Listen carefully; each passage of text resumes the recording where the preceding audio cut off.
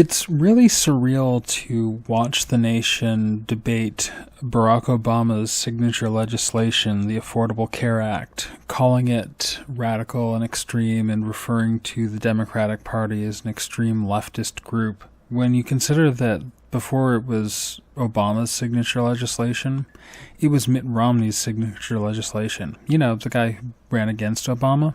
It's also baffling to see Hillary Clinton described as an extreme leftist when Fox News and actually some members of Congress have begun to wax nostalgic for the halcyon days of Bill Clinton, who, in fairness, was fairly moderate. I'll use scare quotes around that phrase.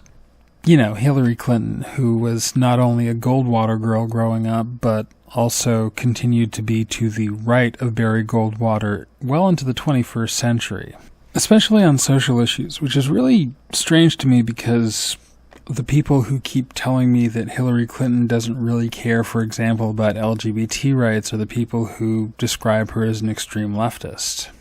Well, pick one.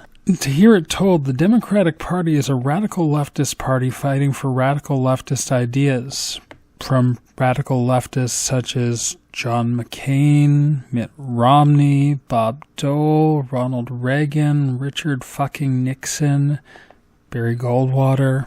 Goldwater and Reagan are the ones of most interest to me because Goldwater is supposed to be the father of modern conservatism, and Ronald Reagan is supposed to be Republican Jesus, like more powerful than God herself.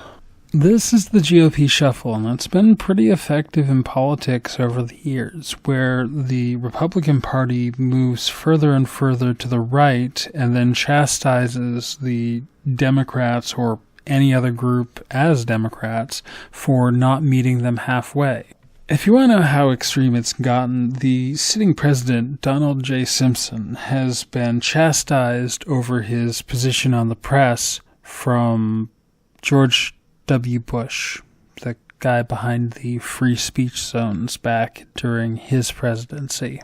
That's right, the guy who got the right to free and peaceable assembly confused with WWE's Hell in a Cell is now going after the sitting president for his position on the First Amendment. And I don't even know what to do with that information, except to point out that this is the exact process, because now George W. Bush seems like the reasonable party.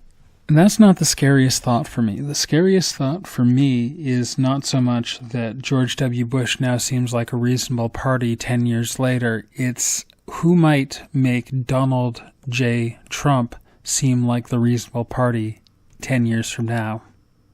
Thanks for listening. Amaranth out.